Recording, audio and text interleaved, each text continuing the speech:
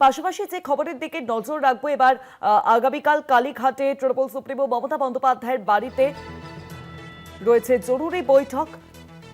শুক্রবার কালীঘাটে তৃণমূলের জরুরি বৈঠক আপনাদের জানিয়ে রাখবো। মমতা বন্দ্যোপাধ্যায়ের বাড়িতে আগামীকাল ডাকা হয়েছে সমস্ত কাউন্সিলরদের এবং কাউন্সিলর, মেয়র এবং মেয়র পরিষদকে নির্বাচন পর্যন্ত ভোট ক্ষমতায় রাখার রণকৌশল নিয়ে আলোচনা। রাজ্য সরকারের সঙ্গে সম্ভাব্য সংঘাত মোকাবিলার পথও ঠিক হবে আগামীকাল মমতা বন্দ্যোপাধ্যায়ের বাড়ির এই বৈঠক থেকে। কালীঘাটের বাসভবনে তৃণমূল সুপ্রিমোর বাড়িতে রয়েছে আগামীকাল আরও একটি জরুরি বৈঠক। তৃণমূল কংগ্রেসের সমস্ত কাউন্সিলর থেকে শুরু করে মেয়র ও মেয়র পরিষদকে নির্বাচন পর্যন্ত ভোট ক্ষমতায় রাখার রণকৌশল নিয়ে আলোচনা। কারণ ইতিমধ্যে আমরা দেখতে পাচ্ছি যে রাজ্য এবং পৌরসভার মধ্যে যে সংঘাত চলছে, সেই সংঘাতের জেরেই কিন্তু কার্যত একাধিক বিষয় সামনে আসছে।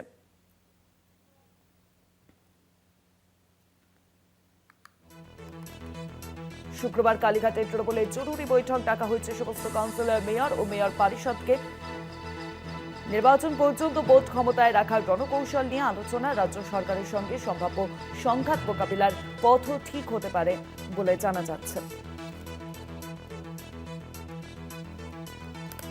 পোলাইনের সঙ্গে রয়েছেন বিশেষ প্রতিনিধি দেবজ্যোতি ঘোষ। দেবজ্যোতিদা, আগামীকাল তৃণমূল সুপ্রিমো মমতা বন্দ্যোপাধ্যায়ের বাড়িতে আরও একটি গুরুত্বপূর্ণ বৈঠকের ডাক দেওয়া হয়েছে।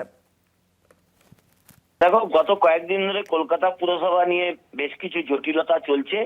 সেই জটিলতা কাটাতে তৃণমূল নেত্রী মমতা বন্দ্যোপাধ্যায় আগামীকাল কালীঘাটে বিকেল 4টের সময় তৃণমূল কংগ্রেসের সমস্ত কাউন্সিলরদের বৈঠকে ডেকেছেন। কারণ ইতিমধ্যেই কলকাতা পুরসভার পক্ষ থেকে যে অধিবেশন, সেই অধিবেশনকে বাতিল করা হয়েছে, যেটা মাসিক অধিবেশন হয়।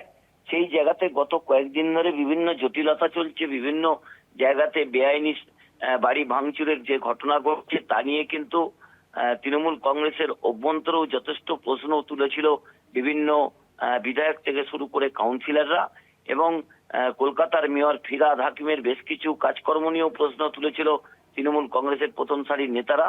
সেই জায়গাতে একটা জটিলতা তৈরি হয়েছিল এবং বিভিন্ন জায়গায় যে নোটিশ পাঠানো হচ্ছে, সেই নোটিশ নাকি কলকাতার মেয়র ফিরহাদ হাকিমকে না জানিয়েই পাঠানো হচ্ছে, তা নিয়ে একটা জটিলতা তৈরি হয়েছে। এবং বিভিন্ন বড় থেকে ইতিমধ্যেই পদত্যাগ করেছেন, যেমন দেবলীনা বিশ্বাস, তিনিও পদত্যাগ করেছেন। সেই জটিলতা কাটাতে রাজ্যের প্রাক্তন মুখ্যমন্ত্রী তথা বর্তমান তৃণমূল নেত্রী মমতা বন্দ্যোপাধ্যায় তার কালীঘাটের বাড়িতে জরুরি বৈঠক ডেকেছেন, যাতে অচলাবস্থা কাটানো যায়। ইতিমধ্যেই তৃণমূল কংগ্রেস বেশ কয়েকদিন তারা একেবারে ঘরবন্দি ছিলেন। কোন রকম তৃণমূল কংগ্রেসের নেতৃত্ব তারা রাজনৈতিক আন্দোলন করছিলেন না। শুধুমাত্র কালীঘাটে মমতা বন্দ্যোপাধ্যায় একাধিক বৈঠক করেছেন, কখনো পরাজিত তৃণমূল কংগ্রেস প্রার্থীদের সঙ্গে, কখনো জয়ী প্রার্থীদের সঙ্গে, কখনো সাংসদদের সঙ্গে।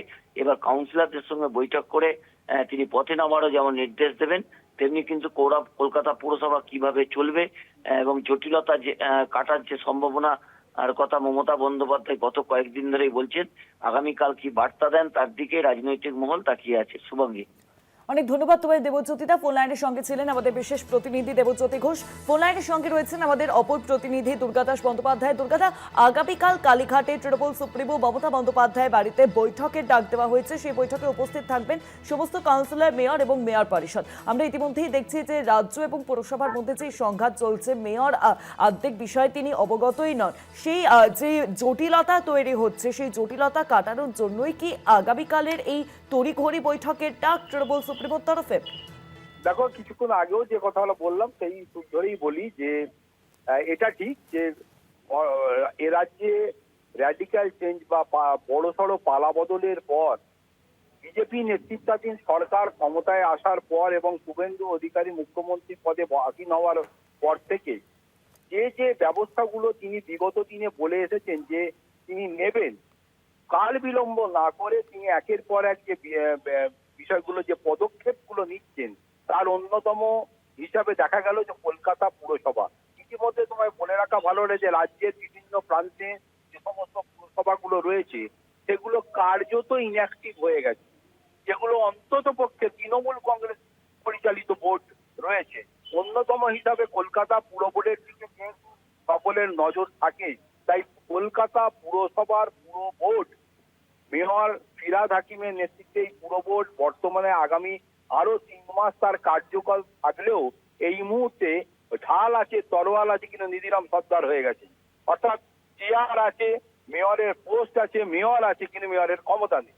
এবং এটি করে দিয়েছে পুরো কমিশনার পুরোপুরি ভাবে আইনগতভাবে তিনি এই পুরো বোর্ডের নিয়ন্ত্রণ নিজের হাতে নিয়ে নিয়েছেন।